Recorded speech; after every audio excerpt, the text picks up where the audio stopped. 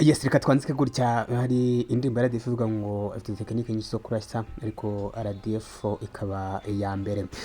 Ni Liberation Cup 2026, imikino itegurwa n'igisirikare cy'u Rwanda, aho ari imikino igamije guhunga abasirikare no kugira ngo barusheho kwidagadura mu gihe twibuka urugamba batangije rwo kubohora igihugu, na cyane ko tugiye kuba twizihiza ku nshuro ya 32.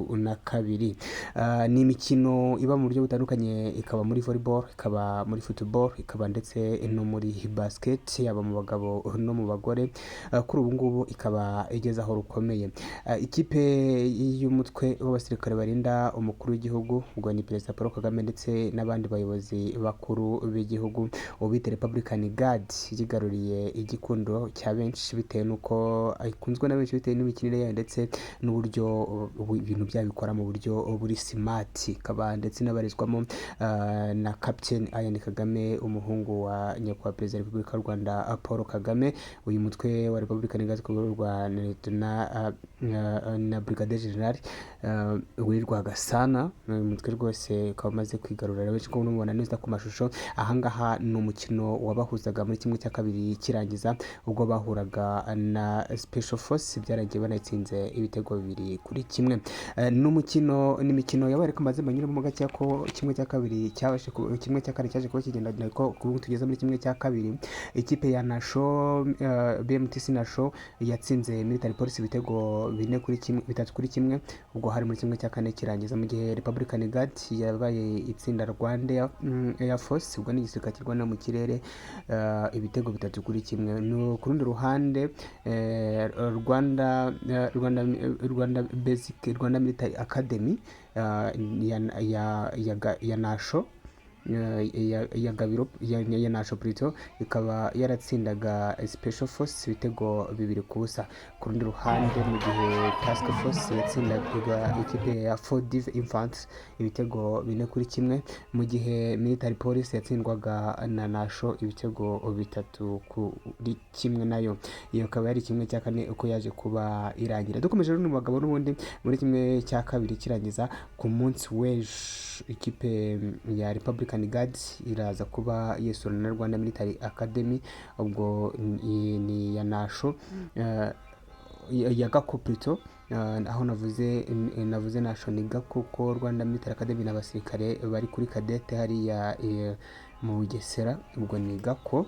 Bakazaba bahura kuri Kigali President mu munsi w'ejo. Mu gihe ku gatandatu ikipe ya Task Force izaba icakirana na Nasho BMTC, ubwo ni muri football, kazaba ari kimwe cya kabiri kirangiza. Ku rundi ruhande, imikino yarigeze ahakomeye yari imikino ya volleyball. Nanone imikino ya volleyball, iyi mikino ya volleyball dore ko nayo yarigeze muri kimwe cya kabiri kirangiza ku ngundi, ndetse kamaze kumenyekana izageze kuri final.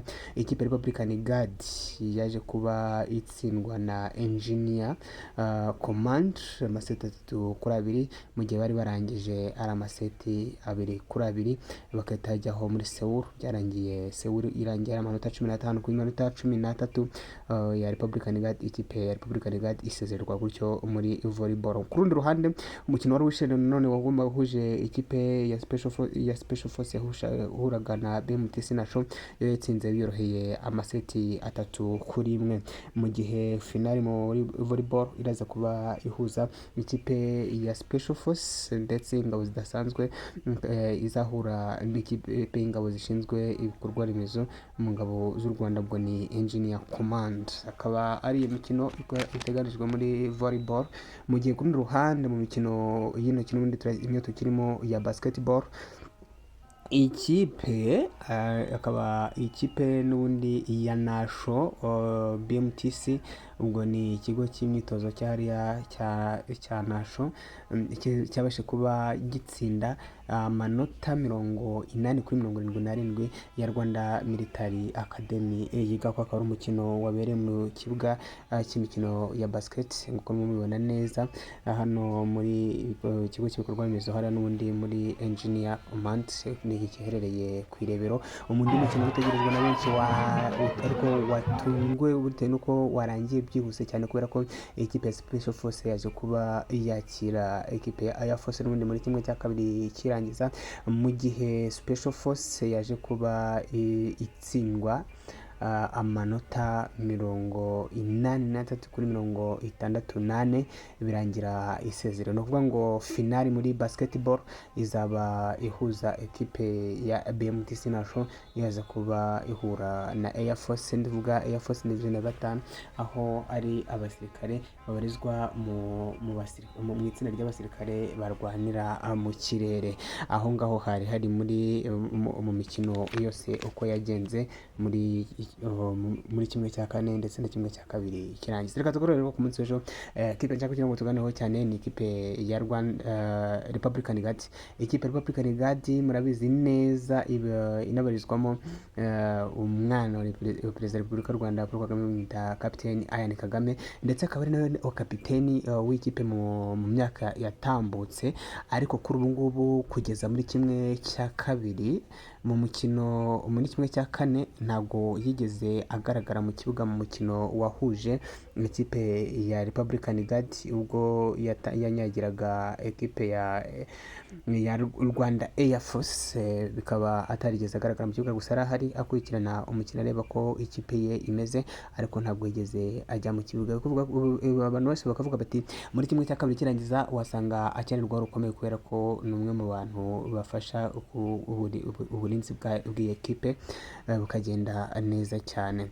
Kuri ubu rero abantu bakavuga bati ku munsi w'ejo ubwo ikipe ya Republican Guard iraza kuba imanuka mu kibuga icakirana na ekipe ya Rwanda Military Academy. Iyi ekipe ya Rwanda Military Academy nshaka kugira ngo tuyivugeho, ni ikipe ubona ko igizwe n'abasore bakiri batoya, ubona ko ni abasore bashyize hamwe bashyira umupira hasi, ariko nanone iyi ekipe ya Republican Guard ikaba ari imwe mu makipe agira pressing yo mu rwego rwo hejuru. Abantu bose bakavuga bati uyu mukino ni finali iziye muri kimwe cya kabiri, twagomba buze kubona ekipe ya Rwanda Military Academy kuri finali ihura na Republican Guard, ariko ntabwo kujyaje. Ikipe yatunguwe n'abantu benshi ikagenda ivamo hakiri kare ni ekipe ya Military Police. Ikipe Military Police ntabwo byigeze bihira kubera ko yavuyemo hakiri kare. Gusa mu makipe y'abagore akaba kuri uyu munsi yakinaga nanone n'ikipe y'abasirikare n'ubundi bashinzwe ubuvuzi mu mupira w'amaguru. Navuga ko ari ku mugabo ho ntabwo ugeze bikunda, abantu basanzwe bazi neza ko ekipe ya Military Police isanzwe ikunda guhangana na Republican Guard cyane cyane muri kimwe cya kabiri, ariko kuri ubu ngubu yaje kuba ivamo kare.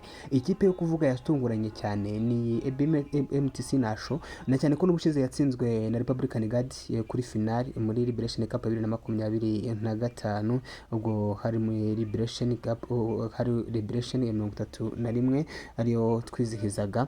Kuri ubu rero ikaba igera kuri ikaba igeze muri kimwe cya kabiri, urumva ifite amahirwe yo kuba yanagera kuri finali izabihura n'iyi Task Force. Gusa Task Force twaje kubona ibyo yakoreye Division 4 Infants, ikaba yaritsinze ibitego 4-1, ikoze comeback. Ibi bitego byose ikaba yarabitsinze mu minota 9.